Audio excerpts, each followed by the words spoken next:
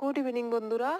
তো আজকে না মায়ের জন্মদিন, তো তোমাদের দাদাভাই বাজার থেকে একটা কেক নিয়ে এসেছে আর তার সাথে সিঙ্গারা আর মিষ্টি নিয়ে এসেছে।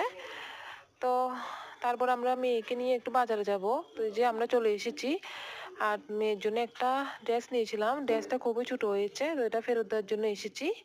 আর এখানে এসে তো মেয়ের দুষ্টুমি, তো বাড়িতে এসেই তারপরে বার্থডে সেলিব্রেট করা হচ্ছে।